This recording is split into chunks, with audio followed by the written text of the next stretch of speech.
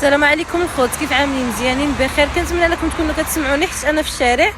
اسمحوا لي البارح ما طللتش عليكم لانه فاش جيت عند عمتي من نهار الجمعه انا عاد ماشيه في حالي. اليوم اثنين، لا يا ربي جيت عندها نهار السبت. ياك ركزوا معايا، راني عيانه فيا واحد الارهاق مش طبيعي. الاخوان بغيت نتوجه معكم لواحد الموضوع.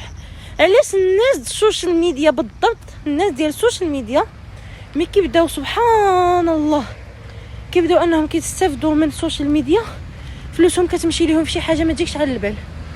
فلوسهم كتمشي لكم في شي حاجه ما تجيكمش على البال. يعني الله يحفظ الامراض، شي سبب كيجي ماشي هو هذاك.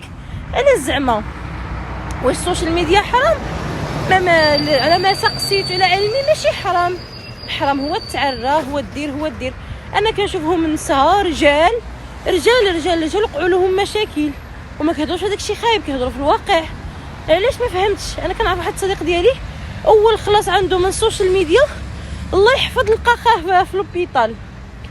خسر عليه اكثر من داك الشيء اللي شبر. مثلا شبر 3000 ولا 4000 درهم، خسر عليه 10000 درهم. يعني واش متفقين معايا ولا لا؟